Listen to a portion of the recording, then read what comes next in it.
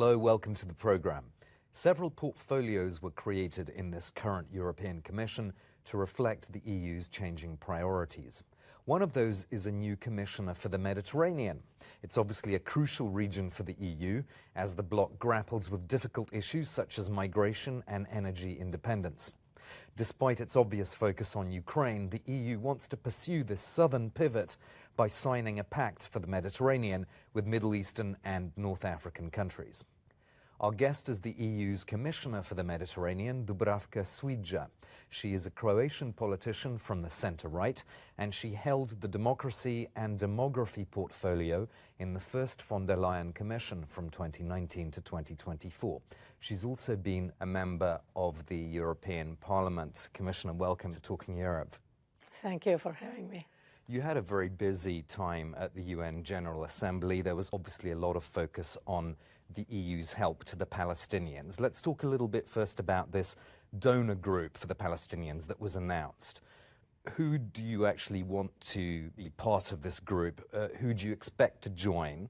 And when do you think contributions will actually start to be made? We are looking forward to establish this group because we think it is important to invite everyone on board to help Palestine. We need to be prepared for reconstruction of Gaza, but at the same time we need to help people at this moment. So you don't have a clear timeline right now about the donor group? We are sure that we will establish it by the end of this year. So we will invite everyone. At this moment, Kingdom of Saudi Arabia is interested, so we will somehow co-chair this donor group. But this is the moment to invite everyone in the world to help reconstruct Gaza and to help think about, to anticipate the situation after the ceasefire. There was this division within the EU that was obvious at the UN General Assembly, with more member states recognizing a Palestinian state, other EU members declining to do that. Is that a problem for the EU's credibility? Let me tell you, I think that this year and this General Assembly showed a big step forward, because more than 160 countries recognized Palestine, and I'm sure that this somehow created new momentum, regardless of some divisions which you mentioned. Within the EU, we will see in the next Foreign Affairs Council, which will be held in Luxembourg, we will see what is the situation among member states. I think that we are still not united, but it goes in the right direction, according to my opinion, especially now after we have this 20 or 21 point plan, which was offered by President Trump to both Israel and Palestine. The EU spent a long time vacillating on what to do with the EU-Israel trade agreement. Do you think that is going to be a problem for the Arab countries, which obviously wanted the EU to go much further? These are the same Arab countries that you now want to bring into this new pact for the Mediterranean. There are also differences among and between Arab countries and in their relation towards Israel. All of them have different grade or stage of relations toward Israel. I don't think this will change the situation much. You know that in this Mediterranean portfolio, it's not only North Africa and Middle East, but it's also Gulf countries.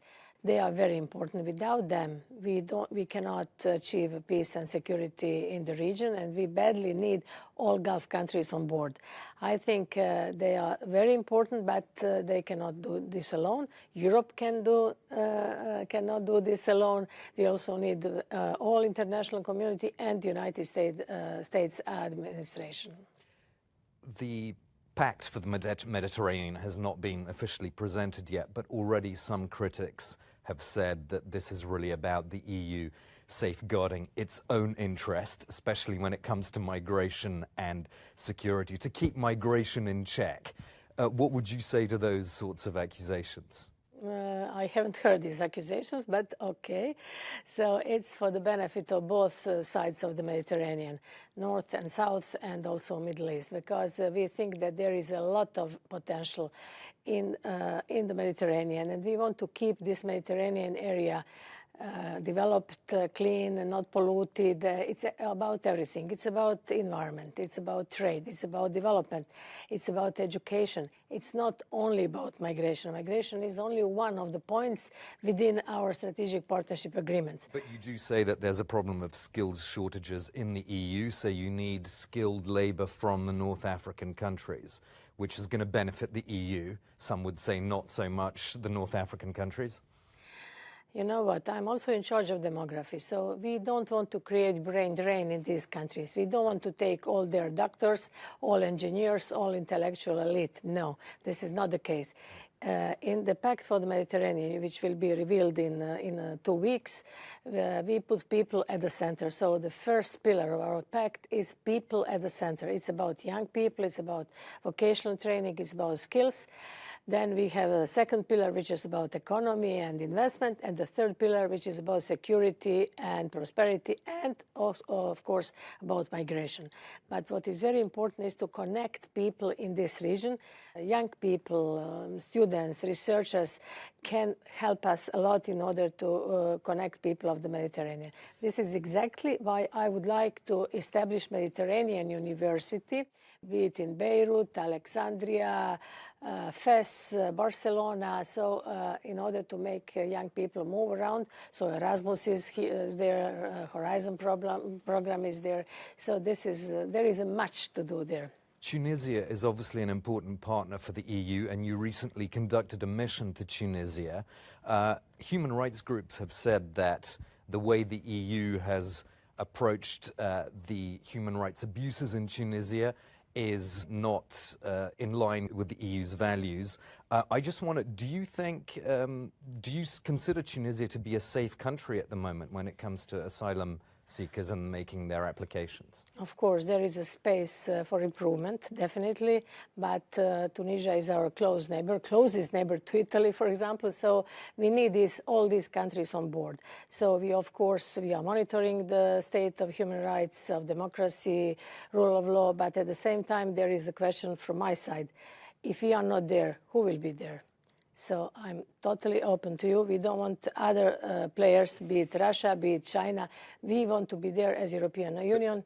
But you think some of the agreements should be reviewed so that there's more transparency on what happens with asylum seekers, for example, in Tunisia? We always insist on transparency. We insist on registering migrants, which is not the case at the moment. So this is something where we are working with them, not only me, but also my colleague, Commissioner Brunner. So I think there is a space for improvement, but at the same time, we need our neighbors and we want them to be on board. Let's talk a bit about these demographic issues which are in your portfolio, because you talk about a demography toolbox to help close the fertility gap.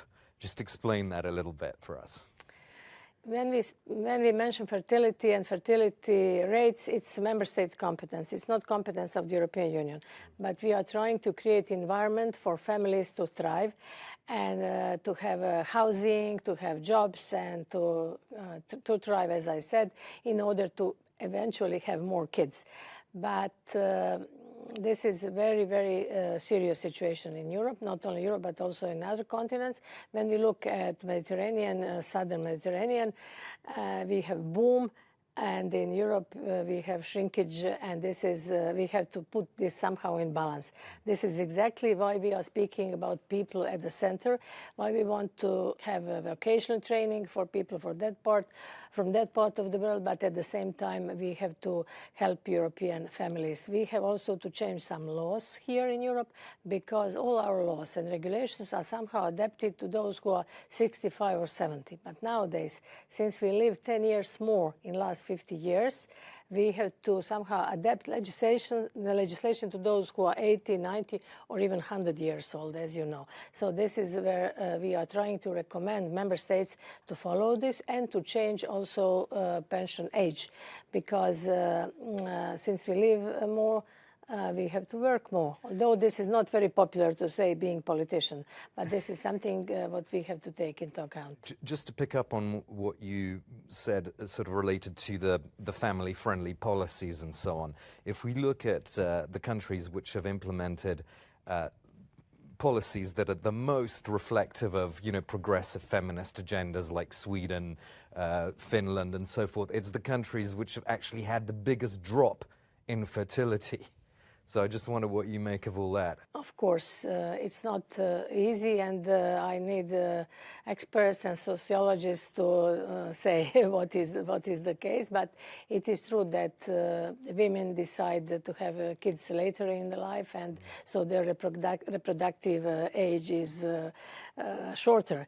But you have also to know, since we speak on demography from the angle of competitiveness, at this moment there are 8 million European women who are not in the labor market, not because they don't have their diploma, their CVs, but because they have to take care about their kids, about their parents. So this is exactly why we need more kindergartners, nursery homes, and so on.